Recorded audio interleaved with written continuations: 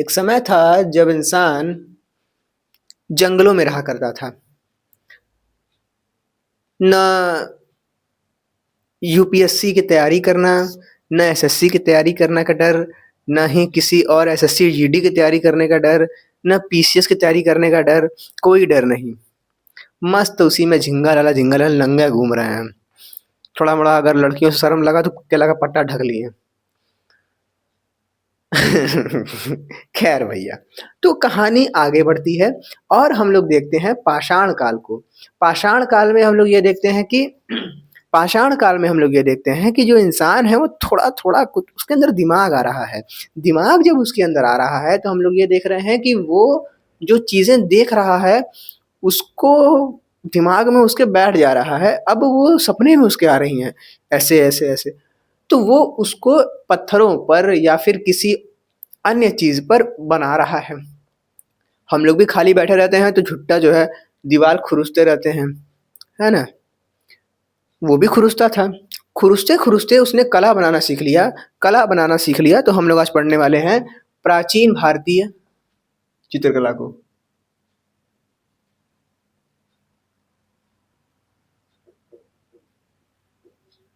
हम लोग आज देखने वाले हैं मध्यकालीन चित्रकला को। आज नहीं मतलब इसी सीरीज़ में हम लोग देखेंगे आगे।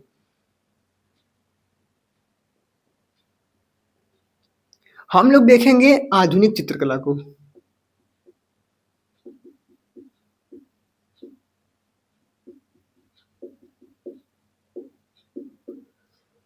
चलो भैया, चित्रकला की परिभाषा मैंने थोड़ी-सी लिख दी है कि चित्रकला क्या है? विचार और भावनाओं के दृश्य रूप में अभिव्यक्ति की कला, चित्रकला है। तो इसी चीज़ को हमने 2 भागों में बाँटा है। चित्रकला को हमने आगे 2 भागों में बाँटा। एक भाग है भित्ति चित्रकला और एक भाग है लघु चित्रकला। भित्ति चित्रकला में अब देखो हमको जो पुराने ज़माने की जो मिली चित्रकलाएँ, एक तो हमको दीवारों पे बनाई हुई मिली एकदम बड़ी-बड़ी एकदम पूरा एकदम बना हुआ है और कुछ मिली जो कि पत्रों पर थी। एक आप अपनी किताब वगैरह में भी इमेज देखोगे कि पूरा रामायण है, रामायण के शुरुआत के पेज में हम लोग देखते हैं कि चित्र बना हुआ है। उसी को हम लोग कहते हैं पांडुलिपि का प्रथम पृष्ठ। तो हम लोग जो है लघु चित्र को देखते हैं और हम लोग देखते हैं भित्ति चित्रों को। तो भित्ति और लघु चित्रकला हम लोग देखेंगे। भित्ति चित्रकला में भवनों, दीवारों आदि पर बने चित्र को भित्ति चित्रकला कहते हैं। सबसे प्राचीन और सर्वाधिक प्रयोग होने वाली चित्रकला था भित्ति चित्रकला।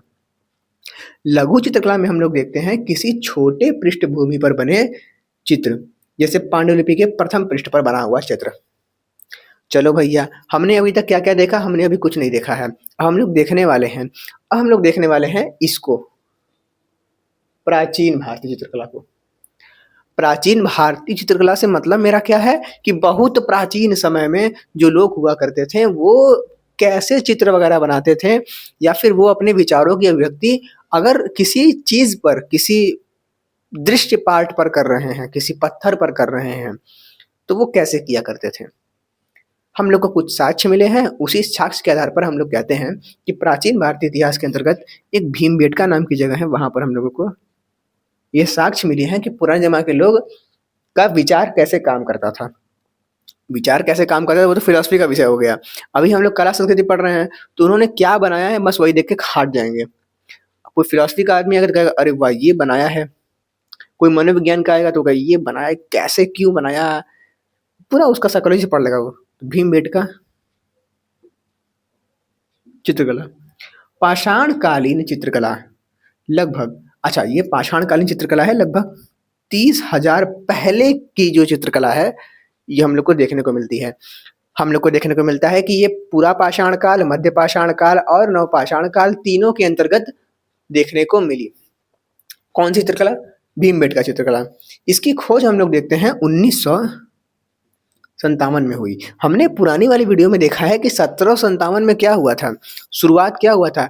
इंडो गोथिक शैली का शुरुआत हुआ था, है ना? अंग्रेजों के जो शैली है उसको इंडो गोथिक शैली कहते हैं। तो वो था।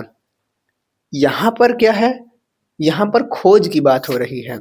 यहाँ पर जो खोज की बात हो रही है, वो हमारे वावड़कर साहब हैं, वाकड़कर साहब हैं। पूरा नाम इनका है वी.एस. वाकड़कर, वी.एस. वाकड़कर। 1957 में इन्होंने इस जगह को खोजा, और खोजा मतलब ऐसा थोड़ी है कि जो है निकाल दिया नया-नया। पुराना ज़माना था, कोई इनको कहा होगा कि अरे वहाँ पर हमको ऐसा दिखा है, पहुँच गए जो है। चलो भैया, यह चित्रकला मध्य प्रदेश के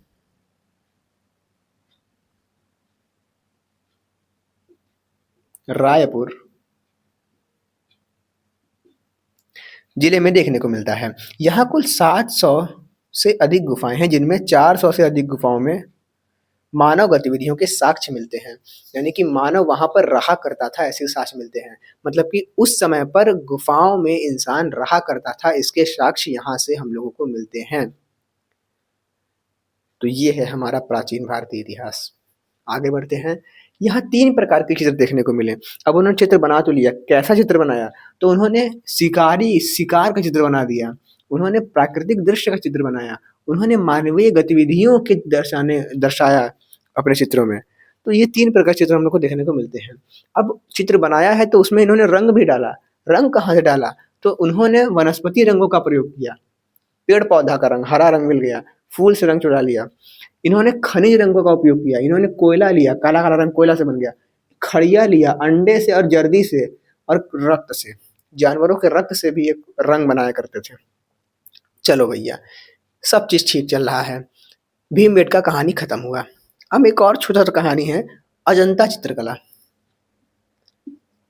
भीमबेटका अजंता में डिफरेंस क्या है? अरे जगह का डिफरेंस है, अजंता कहीं है, भीमबेटका मध्य प्रदेश में, अजंता इधर महाराष्ट्र में। तो यहाँ पर देखा जाए तो कुल गुफाएँ 30 हैं, नहीं 29 हैं। कुल गुफाएँ यहाँ पर 29 हैं। तो 29 गुफाएँ हैं यहाँ पे, और गुफा संख्या 1 और 2 सबसे बाद की है, मतलब सबसे आधुनिक है। गुफा संख्या 9 और 10 सबसे प्राचीन है। ठीक है, गुफा 29 गुफाएँ सबको संख्या दी गई है, और सबसे प्राचीन गुफाएँ जो मिलती हैं हम लोगों को 9 और 10 नंबर वाली गुफाएँ मिलती हैं। इसकी आकृति कुछ इस टाइप की है, ऐसे। ये वाली घोड़े के नाल वाली, ठीक है? तो इस तरह की गुफाएँ मिलती हैं, जैसे हम लोग पिक्चर में देखते हैं, यही गुफाएँ। आकृति घोड़े के नाल के समान है इन गुफाओं की। ये गुफाएँ एक नदी है, उसका नाम है वाघरा नदी, वाघोरा नदी, वाघोरा नदी। उसके किनारे मिलती हैं, और ये भगवान बुद्ध को समर्पित हैं।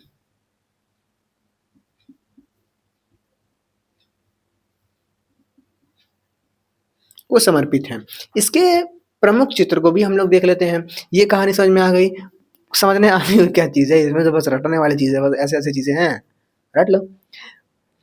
इसके प्रमुख चित्र में हम लोग देखते हैं पद्मपाणि चित्र। मैंने बोला है कि ये भगवान बुद्ध को समर्पित हैं, तो बुद्ध को समर्पित हैं तो बुद्ध का जो चित्र बना होना चाहिए ना, तो पद्मपाणि चित्र देखने को मिलता है। वहाँ पर हम लोग देखते हैं महात्मा बुद्ध के हाथ में कमल है, इसका चित्र। हम लोग देखते हैं मरणासन्न राजकुमारी, एक मरी हुई राजकुमारी है, उसका चित्र देखने को मिलते हैं। हम लोग को देखने को मिलता है महात्मा बुद्ध के पूर्व जन्म की कथा को। इन कथाओं को हम लोग कहते हैं जातक कथा। और इसी के साथ हमारा कथा भी खत्म हो जाता है। आज की जो पूरी कथा है, इस कथा में हमने क्या सीखा? हमने पुराने ज़माने में देखा, पुराने ज़माने में गए और हमने देखा कि जो पूरा पाषाण काल है, जो आदिमानव रहा करते थे, वो भी ड्राइंग बनाया करते थे। और वो जो ड्राइंग बनाया करते थे, उनकी लैंग्वेज तो कोई थी नहीं, तो ड्राइंग बनाया करते थे। उस ड्राइंग में हमने भीमबेटका को देखा और हमने अजंता गुफाओं को देखा, अजंता चित्रकला को देखा। इन दोनों में ख़ास बात क्या थी? विचार अभिव्यक्ति दोनों में थी। इन दोनों में ही हमने देखा कि इंसान कुछ न कुछ बना रहा है। इंसान के होने के सबूत मिले हैं। अजंता की तो 9 और 10 नंबर की गुफाएँ सबसे प्राचीन हमने देखी। हमने देखा कि लगभग 700 से 400 गुफाओं में भीमबेटका के 700 में से 400 गुफाओं में मानव के रहने के साक्ष्य मिलते हैं। मतलब कि काफ़ी चीज़ें जो है धीरे-धीरे बदलती रहीं, और फिर हम लोग यहाँ तक हम खड़े हैं, वही पुराने समय के लिए खड़े हैं, उसके कारण खड़े हैं। हम लोग उनके कारण आए, वो किसके कारण आए? वो अपने पूर्वजों के कारण आए। वो किसके कारण आए, वो उसके पहले, उसके पहले, उसके पहले, उसके पहले, उसके ऐसे करते, करते, करते, करते, करते, वो ना जाने कहाँ गया और फिर अंततः वो शून्य में चला गया और फिर ऐसा कहा जाता है कि किसी ने इसको बनाया और हम लोग कहते हैं कि जो बनाने वाला है वो तो इससे भी कॉम्प्लिकेटेड होगा। डज़ गॉड एक्सिस्ट करके अभी बड़ा विषय चल रहा है। खैर वो सब विषय बात की है। आगे बढ़ते हैं, कल देखेंगे हम लोग नई चीज़ों को। मिलते हैं नेक्स्ट वीडियो में।